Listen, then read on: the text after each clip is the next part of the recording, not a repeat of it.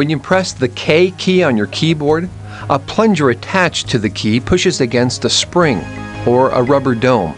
The pressure from your finger overpowers the resistance of the spring or dome so that it collapses. This causes two electrical contacts to come together and electricity flows through them, making a circuit. When you lift your finger, the spring or dome pop the key up and the circuit is broken. How does the computer know which key has been pressed? The current flows from the key to a chip in the keyboard called a microprocessor. This processor matches the keystroke with a table of scan codes. These numbers are used to identify letters in the alphabet. The microprocessor passes this new code number onto a sort of high-tech waiting room in your RAM. That is your random access memory. RAM holds your letter until the PC is ready to use it. At the same time, the keyboard's microprocessor sends a signal to another device, the interrupt controller. It tells your PC to stop what it's doing and pay attention to the waiting keystroke. Next, the interrupt controller sends a signal to the CPU, which passes the task off to the ROM BIOS chip, which yells up to the keyboard controller, "Hey, where's that scan code anyway?" Based on what key has been pressed, the software performs some action, usually displaying a character on the screen.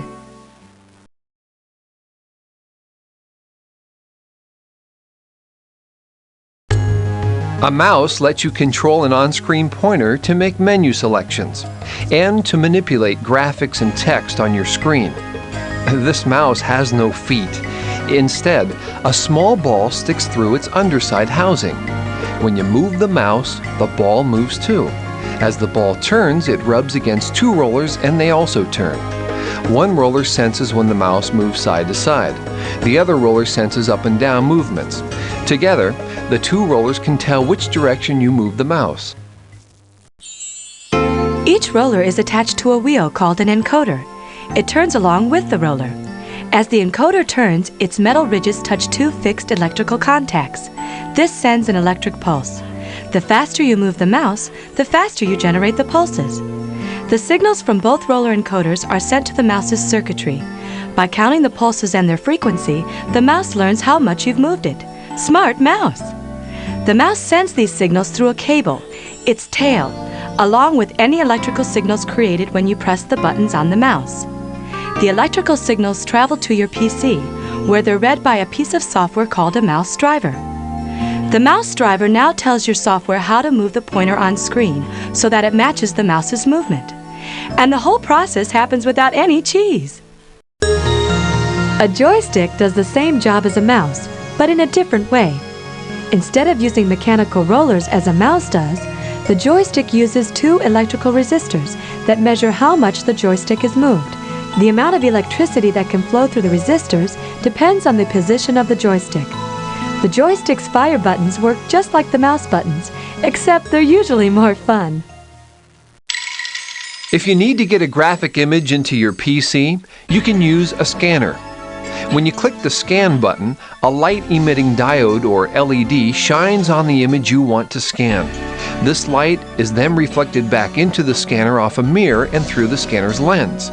Special cells then convert this light into electrical signals which are sent back to the PC. You're wondering how a trackball works? Turn your mouse upside down. You see, a trackball is simply an upside-down version of a mouse. The principle is the same, but instead of rolling the ball against a desktop, you manipulate it directly with your hand.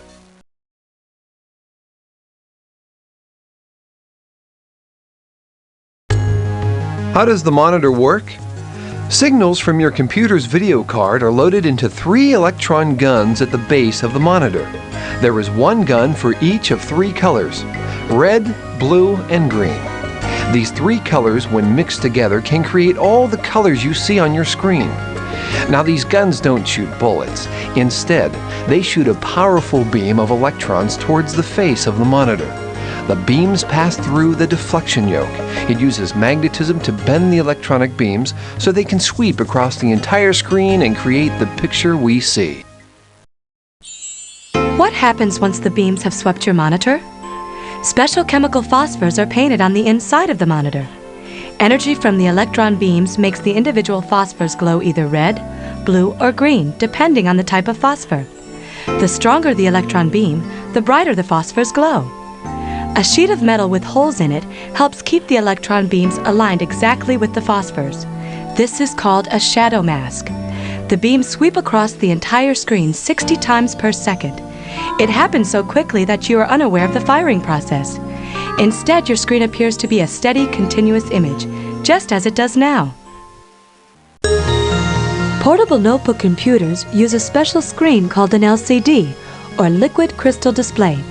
The screen is made up of thousands of tiny cells filled with flowing crystals. The crystals twist when a small voltage is applied to them. These twisted cells then redirect the thousands of beams of light that make up the display.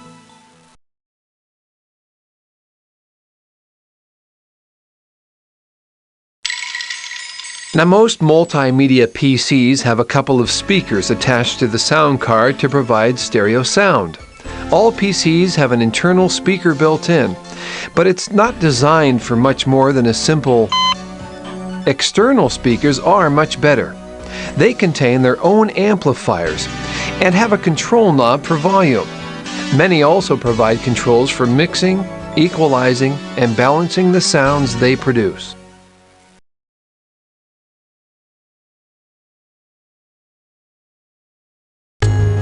Software in the computer tells your printer what text or images to print and where to put them on the page. Inside the printer, a special processor powers on a tiny but precise laser light. A spinning mirror sprays the laser beam in a thin line across the print cylinder or drum. This drum is charged with static electricity and is also covered with a light-sensitive material. Everywhere the laser beam hits, it reverses the electric charge of tiny dots embedded on the drum surface. Each dot is just 1/300th of an inch wide. This charged pattern of dots will soon become a printed page. When the laser beam finishes a single line, the drum turns ever so slightly and a new line begins. Meanwhile, a sheet of paper is pulled into the printer. It passes between two rollers that give it a static charge of its own, exactly the same as that created by the laser, only stronger. As the drum rotates, it passes a bin containing a black powder called toner. The toner too has an electrical charge, but it is the opposite of that on the print drum. Since opposite charges attract, the powder sticks to the drum wherever the laser has charged a dot. Now the turning drum meets the paper. Since the paper has a stronger static charge, it attracts the toner off of the drum. Now to make it permanent, the paper passes through a set of hot rollers that press and melt the toner so it won't rub off or smear. Finally, the drum passes a charging roller which wipes off the old charge, restoring it to its original state. The printer is now ready for the next page. Laser printers generally use PostScript and TrueType fonts. These are called outline fonts. This is because the instructions for making the font consist of only the shape of a letter, not its size or the pattern used to fill in that shape. This makes the font flexible. Software instructions can tell the printer to enlarge or shrink a character, or to make it boldface or italic, or to change the fill pattern inside the letter's outline. Other printers receive the same types of instructions as a laser printer, but they put ink on the page in different ways. A dot matrix printer has metal pins connected to electromagnets. The magnets push the pins against an ink ribbon, leaving a series of dots on the paper. An inkjet printer has tiny heating elements that heat a drop of ink so that it expands into a bubble and finally bursts, shooting the ink onto the paper. A thermal wax transfer printer uses heat to melt wax, colored with inks. Different amounts of red, blue, yellow, and black ink are mixed to create a single full-color image.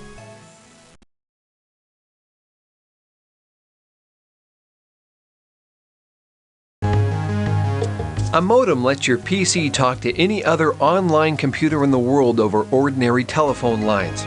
How does the modem work? Well, a PC understands only digital data. In other words, code made up of only ones and zeros. But a telephone line uses an analog signal in which modulated wavelengths of sound transmit information, like your voice. That's why the modem exists, to translate the PC's digital data into an analog telephone signal. When you tell your modem software to dial up another computer, the modem opens the phone line, just like picking up the receiver.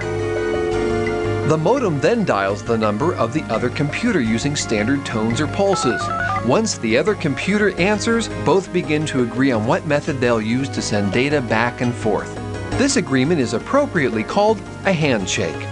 Now, when the other computer is ready to receive information, it sends a clear-to-send signal to your PC.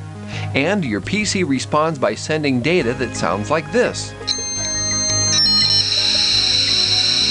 That's the sound of the PC's digital ones and zeros being converted into the analog frequencies the phone line can handle. The modem at the other end translates these analog signals back into digital data. Data the remote computer can understand. By the way, if you have a fax modem, it can also translate documents, say like ones you've created on a word processor, into signals that will print out on any fax machine or fax modem in the world. Most modems have signal lights which tell you what's happening inside your modem. The MR light means the modem is turned on and ready to go to work. The OH light means the phone line is off hook. The CD light means that the modem has detected a carrier signal. In other words, you've successfully reached another computer. The HS light means your modem is operating at its highest speed. The TR light means that your PC, also called a terminal, is ready to work with the data. The SD light flashes each time your PC and modem send data. The RD light flashes each time you receive data.